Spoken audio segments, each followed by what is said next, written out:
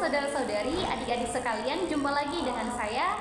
Kali ini kita akan membahas tentang eksistensi surga dan purgatorium. Sebelum kita masuk ke pembahasannya, terlebih dahulu perkenalkan, nama kakak Francisca Karlin Mega Putri Hulu. Saya dari Prodi PGSD, saya dari Universitas Katolik Santo Thomas. Terlebih dahulu mari kita buka dalam doa. Kita berdoa dalam nama Bapa, Putra, dan Roh Kudus.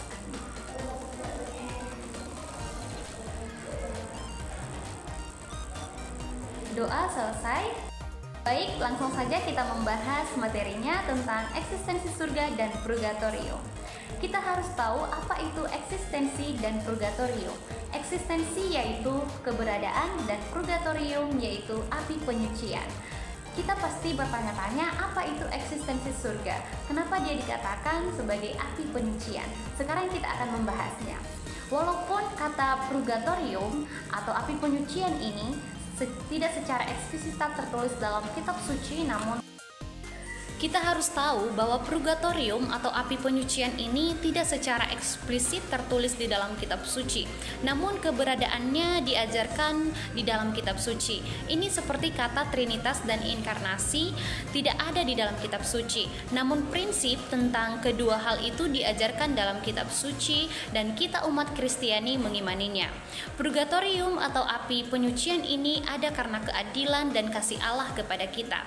Beberapa prinsip yang diajarkan dalam kitab suci yang menunjukkan adanya penyucian ini, yang pertama yaitu kita diselamatkan karena karunia Allah oleh iman yang diwujudkan dalam perbuatan kasih. Tapi tak semua orang sempurna di dalam kasih saat wafatnya.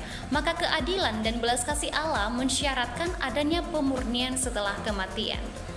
Sabda Tuhan mengajarkan bahwa kita diselamatkan karena kasih karunia Allah oleh iman yang bekerja.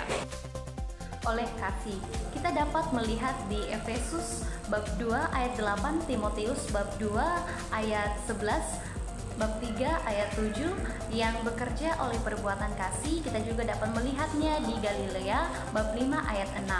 Sebab tanpa perbuatan iman itu mati. Kita dapat juga melihat di Yakobus bab 2 ayat 17, 24, 26 dan tak dapat menyelamatkan. Kemudian, jika seorang meninggal dalam keadaan kudus atau sempurna dalam kasih, maka jiwanya langsung bersatu dengan Allah di surga. Tapi kalau seorang itu meninggal namun belum kudus atau belum sempurna dalam kasih, ia belum dapat langsung melihat Tuhan. Kita dapat melihatnya di Ibrani bab 12 ayat 14. Karena sabda Tuhan mengatakan tak ada sesuatu yang cemar dapat masuk ke dalam kerajaannya. Kita dapat melihatnya di Wahyu bab 21 ayat 27. Dalam keadaan ini, ia masih perlu dimurnikan sebelum dapat memandang Allah, dan pemurnian ini disebut api penyucian. Pengingkaran akan adanya proses pemurnian akhir atau api penyucian juga berarti pengingkaran akan Allah yang akan mengadili kita sesuai dengan perbuatan kita. Kita dapat membuka kitab suci Wahyu bab 20 ayat 12 atau bab 22 ayat 12. Sekaligus juga akan pengingkaran akan kasih dan kekudusannya yang tidak dapat dicemari. Kita dapat melihat Wahyu bab 21 ayat 27. Jadi api penyucian atau purgatorium itu ada karena keadilan dan belas kasih Allah. Sebab jika yang ada hanya surga dan neraka, mungkin sedikit dari kita yang akan masuk surga. Karena kebanyakan dari kita itu adalah orang-orang yang berdosa di hadapan Tuhan. Jadi teman-teman, Allah itu sungguh baik, Allah itu sungguh maha rahim. Maka orang-orang yang meninggal dalam keadaan rahmat namun belum sempurna tetap dapat masuk surga. Walaupun untuk itu mereka perlu dimurnikan terlebih dahulu, yaitu dengan cara mereka harus melewati api penyucian atau purgatorium. Sekarang kita masuk ke bagian 2, yaitu kitab suci memuji perbuatan kasih atas dasar iman yang dinyatakan dengan mendoakan sesama yang telah meninggal dunia.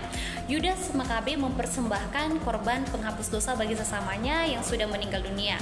Ini hanya mungkin karena mereka percaya ada suatu keadaan yang bukan surga dan juga bukan neraka. Sebab jiwa-jiwa yang di surga sudah sempurna sehingga tidak lagi membutuhkan doa-doa kita. Sebaliknya, jiwa-jiwa neraka sudah tidak dapat didoakan, sebab mereka telah memperoleh apa yang mereka pilih sendiri sebagai tujuan akhir hidup mereka. Dengan demikian, tradisi mendoakan arwah secara tidak langsung mengacu kepada adanya suatu keadaan lain di mana jiwa-jiwa mengalami proses pemurnian setelah kematian. Proses pemurnian setelah kematian inilah yang disebut purgatorium atau api penyucian. Dalam proses ini, jiwa-jiwa tersebut membutuhkan dukungan doa dari kita, baik itu saudara-saudari kita, orang tua kita, orang yang kita cintai, sahabat, teman-teman kita yang sudah kehilangan dan sudah berpulang ke pangkuan Bapa. Mari kita membantu mereka dalam doa supaya mereka dapat bergabung dengan Allah dan juga orang-orang kudus. Proses pemurnian ini setelah kematian ini, inilah yang disebut dengan purgatorium atau api penyucian. Baik, sekarang kita akan masuk ke pembahasan ketiga, yaitu dosa membawa konsekuensi. Kitab suci menyatakan adanya konsekuensi dalam setiap dosa yang dilakukan karena secara kodrati dosa membuahkan sesuatu yang buruk. Api penyucian ada karena ada konsekuensi untuk setiap dosa yang telah kita lakukan semasa hidup di dunia. Kitab suci menyatakan hal ini, Adam dan Hawa yang melanggar perintah Tuhan diusir dari Taman Eden. Kita dapat melihat di kitab suci Kejadian bab 3 ayat 2, Kain yang membunuh Habel, Kejadian 4, terbuang jauh dari tanah asalnya. Musa dan Harun yang tidak taat tak dapat masuk ke tanah terjanji. Kita dapat melihat dari Bilangan bab 20 ayat 2 sampai 13. Raja Daud yang berzina dengan Batsyeba dan lalu membunuh Uria, kita dapat melihat dari 2 Samuel 11 dan 12. Dihukum Allah, anaknya dari perzinahannya dengan Batsyeba meninggal dunia. Bangsa Yehuda yang tidak setia kepada Tuhan mengalami masa pembuangan di Babel sekitar 598 sampai 538 sebelum Masehi. Sampai penguasa dari Persia Raja Kores memberi izin kepada mereka untuk kembali ke Palestina. Kita dapat melihat dari 2 Tawarikh sampai 36. Ayat-ayat ini menunjukkan bahwa orang harus menanggung akibat dosa yang dilakukannya meskipun ia telah bertobat dan diampuni oleh Tuhan. Sekarang kita akan membahas yang keempat, ada dosa berat, ada dosa ringan, dan dosa ringan ini dapat diampuni di kehidupan yang akan datang. Dalam Injil, Yesus mengatakan bahwa dosa yang tidak dapat diampuni di dunia ini maupun di dunia yang akan datang, kita dapat melihat di kitab suci Matius bab 12 ayat 32, maka secara implisit, Yesus menyatakan bahwa ada dosa yang dapat diampuni di dunia yang akan datang. Hal ini tidak terjadi di surga, di mana tidak ada dosa, dan juga bukan di neraka, di mana tidak ada pengampunan. Kitab suci menyatakan adanya dosa berat yang mendatangkan maut dan dosa ringan yang tidak mendatangkan maut. Kita dapat melihat 1 Yohanes bab 5 ayat 16 sampai 17. Karena itu, Gereja Katolik membedakan adanya 2 jenis dosa, yaitu yang pertama dosa berat atau mortal sin dan dosa ringan atau venial sin. Orang melakukan dosa berat jika 3 hal ini terpenuhi, yaitu yang pertama, yang objeknya adalah urusan yang berat. Yang kedua, orang itu tahu bahwa perbuatan dosa itu salah. Kemudian yang ketiga, namun ia dengan sengaja memilih melakukan dosa tersebut. Keadaan ini diperbaiki melalui baptisan dan sakramen tobat. Baptisan memberikan pengampunan dosa dan hidup rahmat pengudusan di dalam Kristus. Namun demikian, setelah dibaptis, orang tetap dapat jatuh dalam dosa berat, dan karena itu kehilangan rahmat pengudusan yang telah diterimanya saat baptisan. Jika keadaan ini tidak diperbaiki sampai wafatnya, akan kehilangan kebahagiaan abadi karena memisahkan diri dari Allah. Namun demikian, dosa-dosa ringan tetap membawa konsekuensi, yaitu siksa dosa sementara. Ada siksa dosa sementara itu adalah yang pertama, konsekuensi dari dosa berat yang sudah diampuni, ataupun kedua, konsekuensi dosa-dosa ringan. Siksa dosa sementara jika belum sepenuhnya dilalui semasa hidup di dunia ini akan dilanjutkan di kehidupan setelahnya, yaitu di api pemucian atau purgatorium. Pemurnian ini sangat berbeda dengan siksa dosa kekal, sebab tujuannya adalah memurnikan jiwa untuk menyatukannya dengan Allah, dan bukan penghukuman yang memisahkan dari Allah. Kita lanjutkan yang kelima, yaitu masa pemurnian terjadi di dunia atau di purgatorium atau di keduanya. Allah memurnikan umatnya.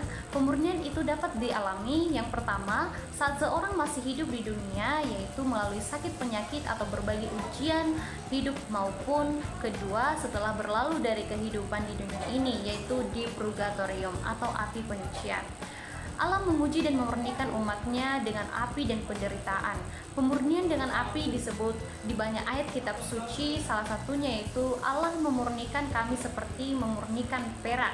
Kita dapat melihatnya di Mazmur bab 66 ayat 10 sampai dengan 12. Secara konkret, Allah memurnikan umatnya melalui penderitaan atau dapur kesengsaraan. Kita dapat melihat dari Yesaya 48 ayat 10.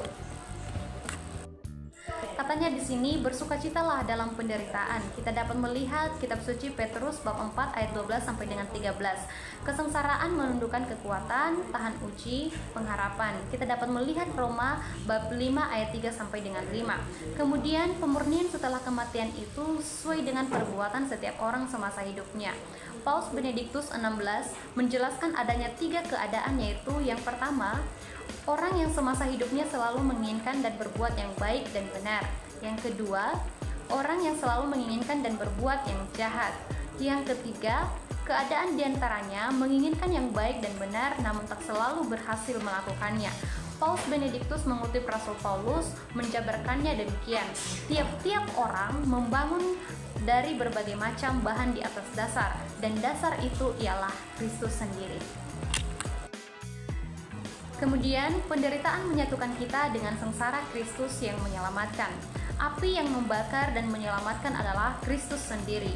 Perjumpaan dengannya ini yang membakar kita melalui rasa sakit di perjumpaan ini. Rasa sakit yang diberkati, yang di dalamnya kuasa kudus kasihnya mengorbankan kita seperti nyala api, yang memampukan kita menjadi sepenuhnya diri kita, dan karena itu sepenuhnya menjadi milik Allah.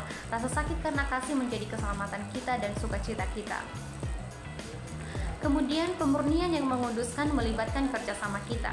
Sebab Yesus bersabda, haruslah kamu sempurna sama seperti Bapamu di surga adalah sempurna. Kita dapat melihat Matius bab 5 ayat 48 atau Budak Imamat bab 19:2.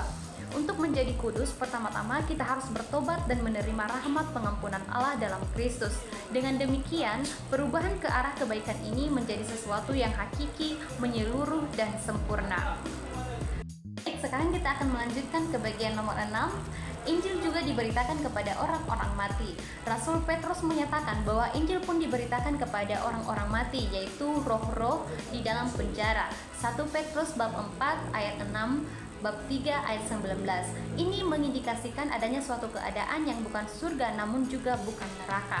Kemudian kita masuk ke bagian nomor 7, yaitu Rasul Paulus mendoakan sahabatnya Onesiphorus yang telah meninggal dunia. Doa Rasul Paulus bagi Onesiphorus kita dapat melihatnya 2 Timotius bab 1 ayat 16 sampai dengan 18, menandakan yang pertama, adanya kemungkinan bahwa ada doa-doa umat yang ada di dunia berguna bagi jiwa orang yang sudah meninggal. Dan yang kedua, jiwa-jiwa itu berada dalam keadaan yang bukan surga dan bukan neraka, hingga mereka membutuhkan doa-doa.